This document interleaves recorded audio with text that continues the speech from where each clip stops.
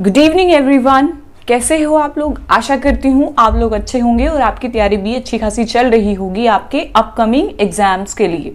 मैं प्रीति अहलावत स्वागत करती हूँ आपका अपने यूट्यूब चैनल पे जिसका नाम है एसएसबी से एसएससी तक। तो आज हम अपना डे 6 का पूरा टारगेट डिस्कस करने वाले हैं, बट उससे पहले कुछ इंपॉर्टेंट चीज़ें मुझे आपसे डिस्कस करनी थी। वो ये था कि मुझे कमेंट सेक्शन में मुझे काफ़ी कमेंट्स मिल रही थी कि क्या मैम हमारा स्कोर अभी बढ़ सकता है, क्या मैं अभी 150 प्लस स्कोर कर सकता हूँ या कर सकती हूँ, अगर कर सकता हूँ तो क्या करूँ, कैसे करूँ। तो ये सारे क्वेश्चंस मुझे कमेंट सेक्शन में बहुत सारे मिल रहे थे कि हाँ हम अपना स्कोर कैसे बढ़ाएं, बढ़ नहीं रहा। मैंने इसकी रिगार्डिंग एक प्रॉपर वीडियो भी डाल दिया, आप उस वीडियो को भी चेकआउट कर सकते हो। और रही बात उन बच्चों की जिनका ये क्वेश्चन रहता है कि हमारे क्या मार्क्स 150 प्लस जा सकते हैं, कैसे जा सकते हैं, तो देखिए इस चीज़ का सिंपल सोल्यूशन आप खुद ही हो। अगर आप खुद से अच्छे से मेहनत करोगे, अभी आपके पास टाइम है, अगर आपके मार्क्स 130 है या 140 तक हैं तो आप आराम से चीज़ों को बढ़ा सकते हो। सब आपकी मेहनत के ऊपर ही है। अल्टीमेटली आप जितना आप मेहनत करोगे आपको उतना ही रिजल्ट मिलेगा। नो डाउट चीज़ें एक दिन में नहीं होती, बट अभी टाइम है आपके पास सफिशिएंट। इस टाइम का अगर आप अच्छे से यूटिलाइज करोगे तो आपके मार्क्स डेफिनेटली बढ़ेंगे। सिर्फ आपके हाथ में है, जितना आप पढ़ोगे उतना ही आपको आउटपुट मिलने वाला है। तो बेटर यही है कि इस क्वेश्चन को बार बार ना सोच के सिर्फ खुद से काम करें। जब आप खुद पे काम करोगे, खुद से अच्छे से मेहनत करोगे तो आपको इंटरनली ही पता होगा कि हाँ मेरे मार्क्स आ सकते हैं क्योंकि मैं मेहनत कर रहा हूँ। अगर आप मेहनत नहीं कर रहे तो ही आपको ये डाउट होता है कि क्या मेरे मार्क्स आ पाएंगे या नहीं आ पाएंगे। तो इस क्वेश्चन का सिंपल शॉर्ट आंसर यही है कि it's all up to your hard work. जितना आप मेहनत करोगे उतना ही आपको उसका रिजल्ट मिलने वाला है। तो बेटर है कि हार्ड वर्क करें, ना कि सिर्फ इन क्वेश्चंस के पीछे भागें कि मेरे मार्क्स बढ़ सकते हैं 150 प्लस में कैसे लाऊं। इन सब चीज़ों को छोड़िए, आप सिर्फ अपनी पढ़ाई पे ध्यान दें। तो ये था कि हाँ कैसे हमारे 150 प्लस आएंगे, वो सिर्फ आपकी मेहनत से ही आएंगे। जितना हो सकता है खुद को पुश करिए। डेली टारगेट्स मैं आपको दे रही हूँ, सिर्फ आपका काम है कि हाँ इन चीज़ों को अच्छे से फॉलो करना। जितना अच्छे से आप करोगे, बात यही आती है सिर्फ पढ़ाई सब करते हैं, मेहनत सब करते हैं, सबके पास सोर्सेज हैं, सबके पास स्ट्रैटेजीज है, बट करते सिर्फ कुछ ही बच्चे हैं। क्यों? क्योंकि वो उस चीज़ में एकदम ऑनेस्ट हैं, डिटर्मिनेशन के साथ डेडिकेटेड हैं वो उस चीज़ के लिए, वो एकदम ऑनेस्टली उन चीज़ों को कर रहे हैं, तभी उनको उस चीज़ का आउटपुट मिल रहा है। तो बस आप भी चीज़ों को एकदम ईमानदारी से, शिद्दत से मेहनत करते रहिए, रिजल्ट आपको ज़रूर मिलेगा। तो चलिए अब डिस्कस करते हैं अपना डे 6 का टारगेट। हमारी इंटेंस रिवीजन कम प्रैक्टिस सीरीज चल रही है, जिसका आज हमारा 25 मई को हमारा डे 6 होने वाला है। अभी तक हमने 20% सिलेबस हम कर चुके हैं और डे 6 है, मतलब हमने एक वीक अच्छे से कंप्लीट कर लिया है। जो बच्चे इस चीज़ को अच्छे से कर रहे हैं, कंग्रेचुलेशंस टू देम कि हाँ वो सही डायरेक्शन में है, कंसिस्टेंसी के साथ मेहनत भी कर रहे हो आप। तो चलिए डिस्कस करते हैं। सबसे पहले अगर मैथ्स की बात करें तो मैथ्स में हम ज्योमेट्री कर रहे थे। कल हमारा इसका लास्ट डे होने वाला है। तो आपके जितने भी लूप होल्स हैं, जितनी भी आपकी कमियां हैं, उन सबको आपको दूर करना है, एकदम अच्छे से मेहनत करनी है। ज्योमेट्री के नोट्स मैं आपको प्रोवाइड कर चुकी हूँ, कुछ बचे हुए हैं वो मैं आज शाम तक आपको टेलीग्राम चैनल पर डाल दूंगी। जितने भी आपके लूप होल्स हैं, सबको पता होता है सबकी कमियां कि हाँ मैं कहाँ फंसता हूँ, किस चीज़ में मैं लैग कर रहा हूँ। आपको कमियां कैसे पता चलेंगी? जब आप रिवाइज कर रहे हैं, अगर वो चीज़ आपको फर्स्ट टाइम में स्ट्राइक नहीं हुई, दैट मीन्स आप वहाँ पे लैग कर रहे हो। तो फिर आपको उस चीज़ को अच्छे से करना है। जो भी चीज़ें हैं उनको, अगर आपको लगता है कि हाँ इस चीज़ का मुझे बना के देखना पड़ेगा डायग्राम ज्योमेट्री में, तो आप उन चीज़ों को बार बार बना के देखिए, चीज़ें अपने आप दिमाग में बैठने वाली हैं। बस लास्ट डे है कल हमारा ज्योमेट्री का, तो इसको अच्छे से करिए। उसके बाद आपको 50 क्वेश्चन प्रैक्टिस करने हैं। किसी भी PYQ बुक से आप क्वेश्चंस प्रैक्टिस कर सकते हैं। तो मैथ्स का मैंने बता दिया आपको कि डे 6 25 मई को मैथ्स का आपको क्या क्या करना है। इसके अलावा अगर हम इंग्लिश की बात करें तो इंग्लिश में हमारा वर्ब एडवांस चल रहा है, जिसका अब सेकंड डे होने वाला है और ये लास्ट डे होगा। तो आप वर्ब एडवांस को भी अच्छे से फिनिश करेंगे। ये काफ़ी इंपॉर्टेंट टॉपिक हो जाता है, यहाँ से आपके काफ़ी कंसेप्ट क्लियर होने वाले हैं। यूजुअली हम उन चीज़ों को छोड़ते हैं जो यहाँ से हमें पता चलने वाली है कि जेरेंड क्या होता है, ये सारी चीज़ें आपको यहाँ से अच्छे से पता चलने वाली है। तो इस चीज़ को भी एकदम ध्यान से अच्छे से कंप्लीट करिए। जितने भी आपके लूप होल्स हैं यहाँ पे भी उन सारी चीज़ों को अच्छे से फिल करने की और आपकी कमियां हैं जो उनको दूर करने की कोशिश करनी है। नीतू मैम की वॉल्यूम 1 से हम कर रहे हैं और जो आपके नोट्स हैं, प्लस कल हमारा इसका लास्ट डे है, तो आपको चैप्टर के पीछे जो एक्सरसाइज मिलती है वहां से भी क्वेश्चन प्रैक्टिस करने हैं वर्ब एडवांस के।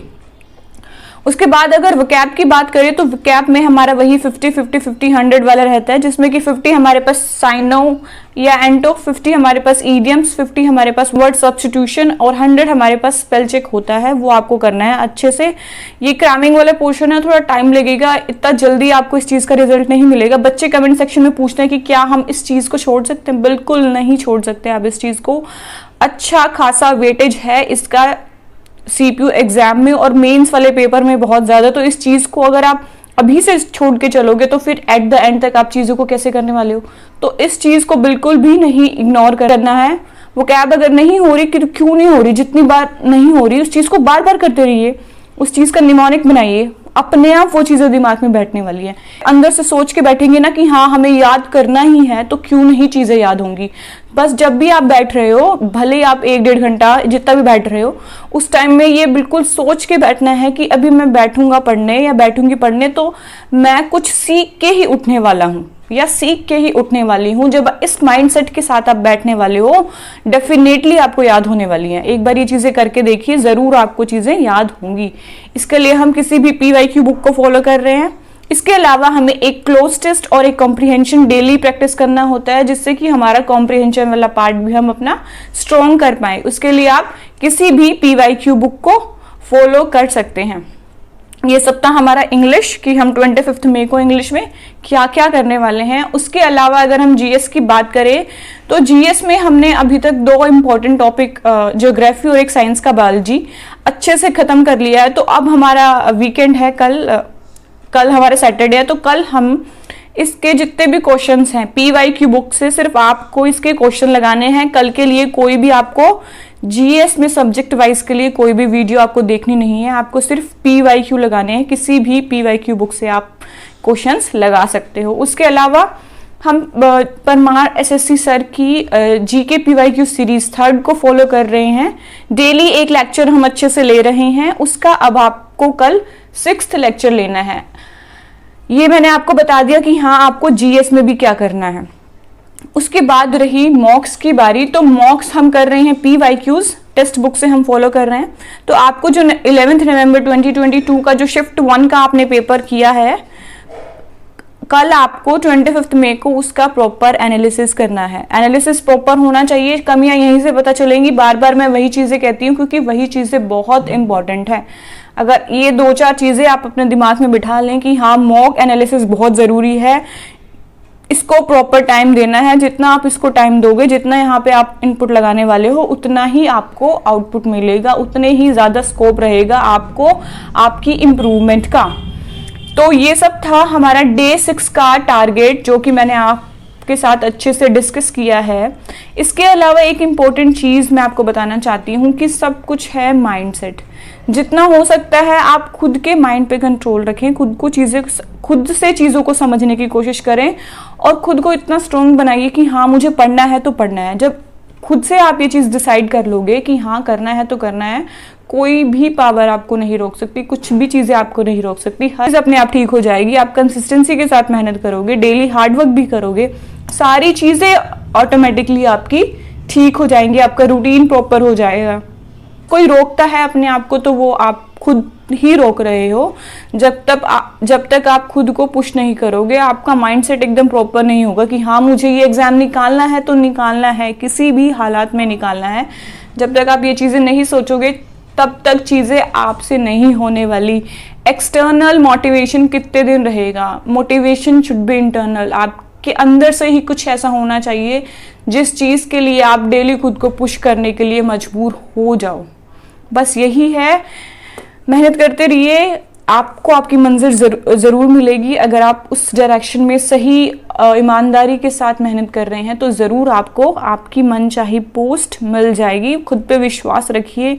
अप एंड डाउन्स आते हैं, बट फिर भी हमारे पास एक ही ऑप्शन है, दैट इज़ कि हाँ हमें तो सिर्फ पढ़ाई ही करनी है, हमें तो सिर्फ मेहनत ही करनी है। बाकी रिजल्ट जब मिलना होगा अपने आप मिल जाएगा, बस लगे रहिए। खुद को डेली थोड़ा थोड़ा पुश करते रहिए। तो इसी उम्मीद के साथ कि आपको समझ आ गया होगा कि डे 6 में हमें क्या करना है। फिर भी कोई डाउट रहता है, कुछ भी इशू है, कोई भी प्रॉब्लम है, please let me know in the comment box below, ताकि उन चीज़ों का हम सॉल्यूशन प्रोवाइड कर सकें, उन चीज़ों पे हम काम कर सकें। और इसके अलावा अगर आपको लगता है कि मेरे चैनल से आपको हेल्प हो रही है और इस इंटेंस रिवीजन कम प्रैक्टिस सीरीज से आपकी हेल्प हो रही है, so please share this channel with SSC CPO aspirants, ताकि उनकी भी हेल्प हो जाए। और अगर यूजफुल लगता है ये सारा content, so please like and subscribe our YouTube channel SSB से SSC तक। Thank you so much.